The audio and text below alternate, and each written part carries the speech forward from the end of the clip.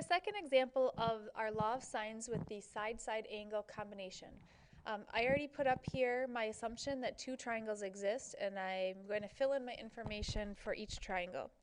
So we know that angle B is 79 degrees, and it's 79 degrees in both triangles. Side B is 16, so I'm going to go ahead and fill that in. And we also know that side C is 9. So again, when I start my side-side angles, I assume that I have two triangles. I fill in the information for both, and now I start using law of sines to see what we come up with. So because we have an angle and its opposite side, we can use law of sines.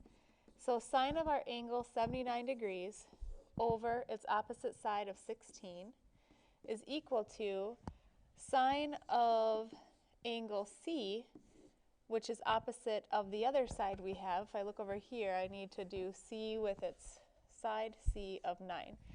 From here we cross multiply. Now when you cross multiply, and I'm not showing the steps, but you would end up with sine of angle C is equal to 9 sine of 79 over 16. So when we punch that out on the calculator, we get sine of angle C is equal to 0.5522. So when you have sine of an angle equal to a decimal like that, to get the angle back, to figure out what angle C is, you have to use your inverse sine button. So we'll do inverse sine of that 0.5522, and that will give us angle C. When we do that, we get 33.5 degrees. So what we just found was angle C in our first triangle. You're always going to get an angle first, and that's going to go into the first triangle. What was it, 33.5? Into your first triangle. Now comes the test to see if we have a second triangle. So the first angle that we found of 33.5, we come over to our second triangle, and we need its supplementary angle. So I'm going to do 180 minus that 33.5, because this will be angle C in our other triangle.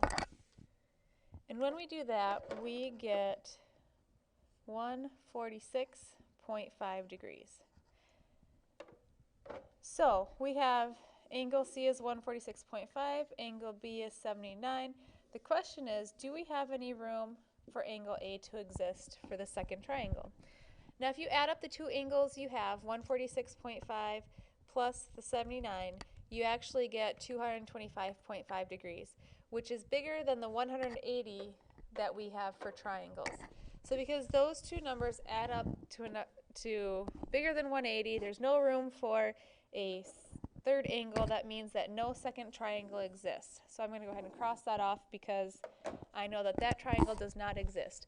I'm left then to be able to finish solving for the first triangle, the one we had started with. Angle A, that's pretty quick to get. If you just take your two angles, add them up and subtract from 180, we get 67.5 degrees. And now we can go ahead and solve for side A. So side A, we're going to use our law of sines. We can go back to the information we were given. Sine of 79 degrees over 16 is equal to, since I want side A, I'm going to use angle A. Sine of 67.5 over angle A.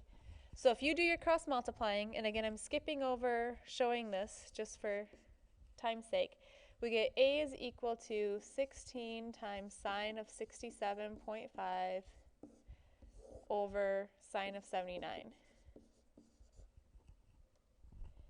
And that gives us 15.1. So we just found side A, which is 15.1.